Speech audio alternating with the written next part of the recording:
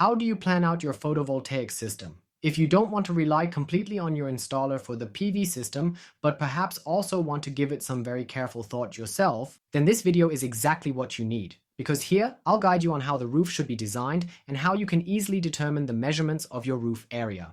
The necessary requirements for your PV system, the optimal power your PV system should ideally achieve, and general key points you need to consider during the installation process. Have fun, let's go. For over 2 years, I've been doing nothing else professionally but providing independent advice on photovoltaic systems and helping people like you, perhaps, to secure a fair offer for the PV system you're considering. In my opinion, it is incredibly frustrating to invest a substantial amount of money upfront, only to eventually find out after the installation is complete that the system doesn't meet the expected requirements, the expectations. Before you start thinking about whether to install a photovoltaic system, and if your roof is even suitable, you should also consider how much capacity do you genuinely need to install. Figuring this out can be relatively easy to accomplish. Just take a look at what your annual electricity consumption in kilowatt hours was over the past few years. If that's, for instance, around 5,000 kilowatt hours annually, then you would ideally require a PV system that has no less than about 5 kilowatt peak power capacity. So, for every 1,000 kilowatt hours consumed per year, you need 1 unit of output on the roof, roughly around 1 kilowatt peak. Additionally, the energy consumption in the majority of households is expected to continue increasing in the future rather than decreasing.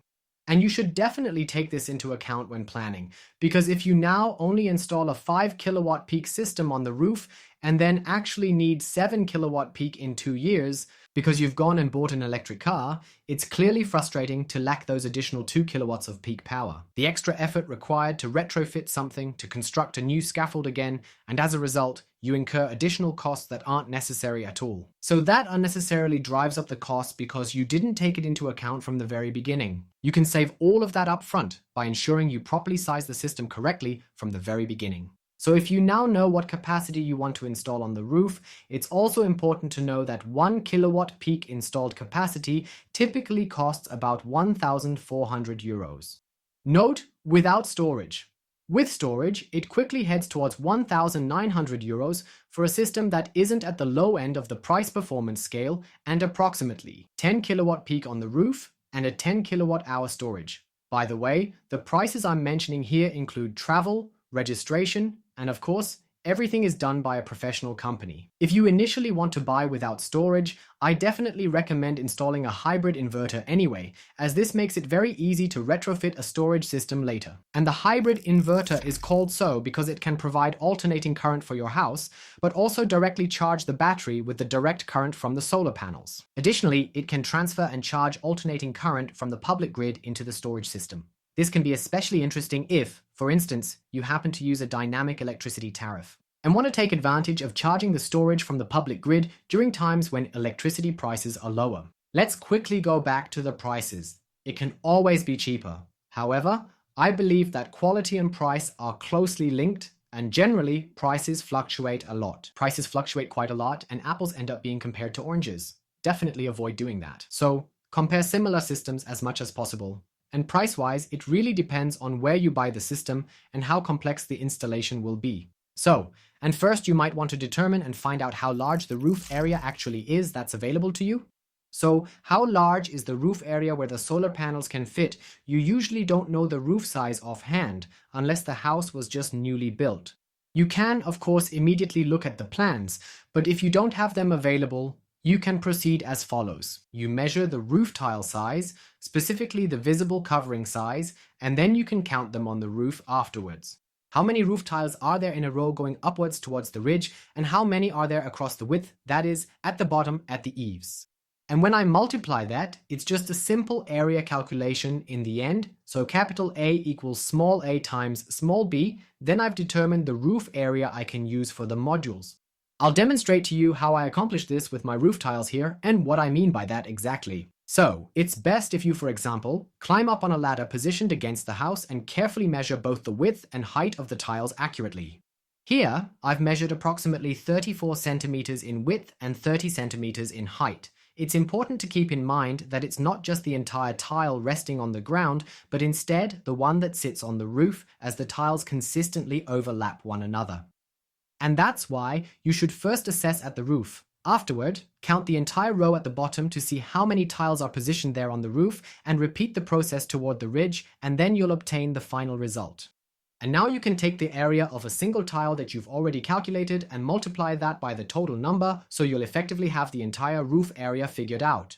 And if you have a dormer like me here or a skylight, please make sure to deduct that from the calculation. You can do it. There are of course various free planning tools available online. However, I find them to always be less accurate than actually measuring on site. Why is determining the roof area so vital when planning for solar modules? It's important because only specific module sizes are offered on the market.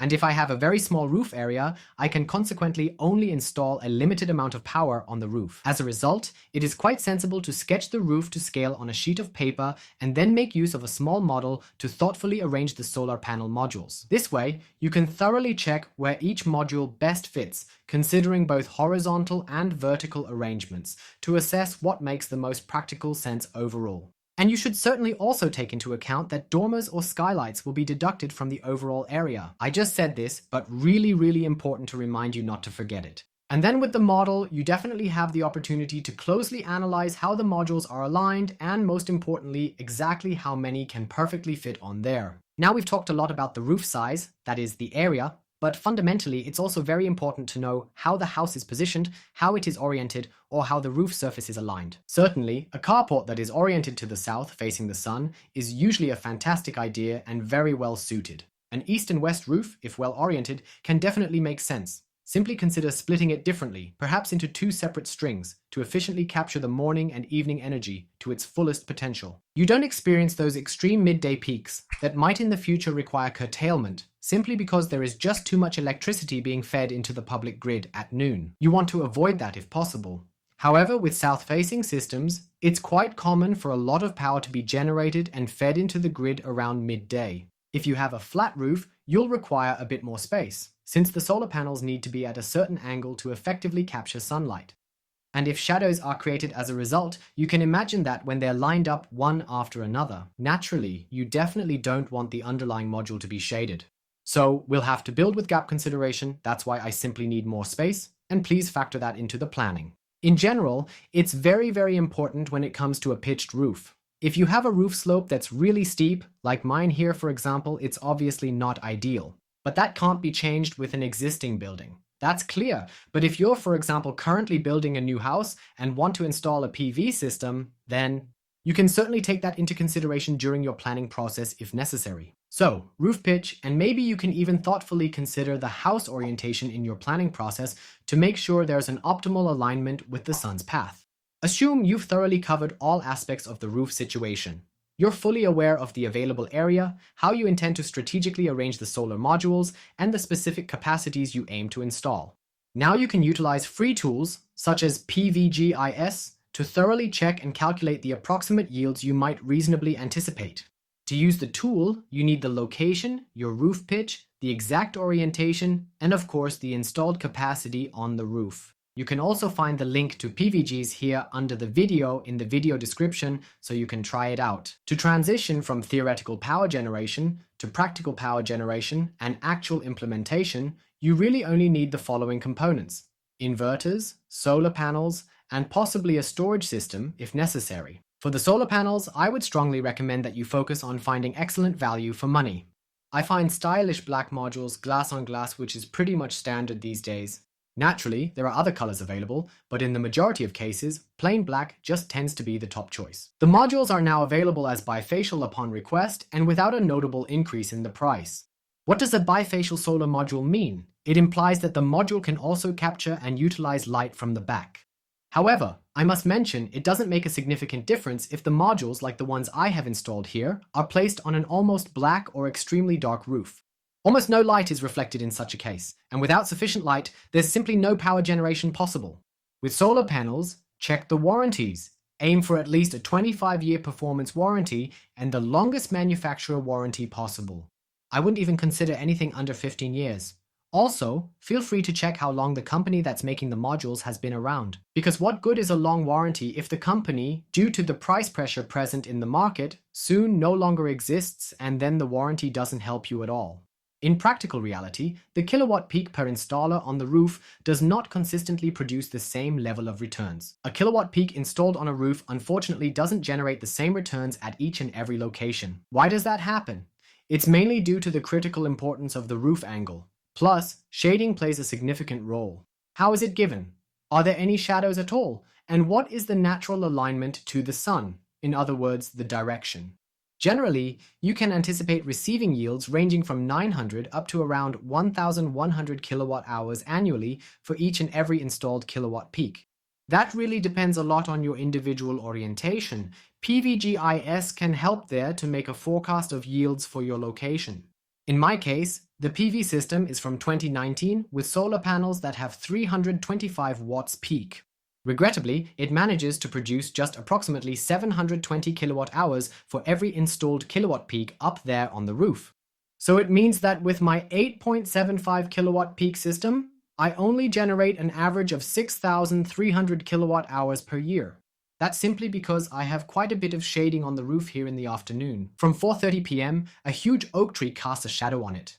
Additionally, my roof is not ideally oriented towards the south and also has an unfavorable roof pitch. So you'll see, in my case, there are a few things that could be optimized, but sadly, I can't rotate the house towards the sun or alter the roof's pitch. I'll simply have to live with that. The southwest side that you can clearly see here is already fully occupied. Nothing else fits on it. How important is the inverter for the PV system? The inverter that you are planning to obtain is an essential, very important key component. You can really indulge and explore among the various brands available on the market. I don't want to give a clear recommendation for a specific manufacturer at this point. There are situations where one inverter fits better and is more suitable, and in the other situation, the other device is then better suited.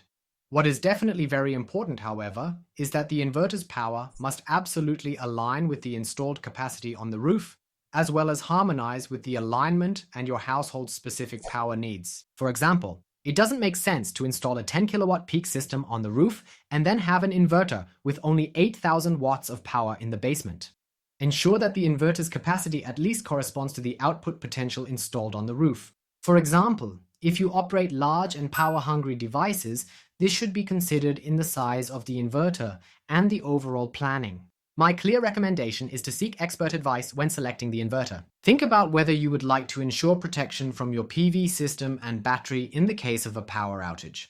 Please take this question into account and carefully consider it during the planning phase right from the start. I would also really recommend the tip about the hybrid inverter. Earlier, I mentioned the advantages, and I truly think they speak for themselves. Certainly, the question of whether to include storage and what the storage size should be for the PV system also plays a pivotal and significant role. In general, it's worth noting that storage significantly increases the amount of power you can use yourself. Without storage, you typically achieve around 30 to 40% self-sufficiency. This means you have to feed a lot of your self-generated electricity into the grid. You'll particularly save more with every single kilowatt hour you don't need to purchase from your electricity provider. With storage, you can utilize the electricity generated during daylight hours at night and even on days when it gets really dark, yet you find yourself having a higher power consumption at that moment. That cannot be covered by the PV system. With storage, it is thus possible to achieve a self-sufficiency of 70%. Nevertheless, I want to be honest here. If you also drive electric like I do, a heat pump. If you operate, then it becomes very difficult to achieve 70% self-sufficiency over the whole year. Naturally, it's dependent once again on the capacity of the system you have installed up on your roof. Therefore, it's really worth looking at your personal situation individually to see which size of the photovoltaic system and which size of the storage is right for you. I'll be creating a separate video about storage soon. Naturally, you'll be able to find it right here on my channel. And that's it from me on this topic for now. I hope I covered the most important points for you. Write in the comments if you have questions. Enjoy and succeed.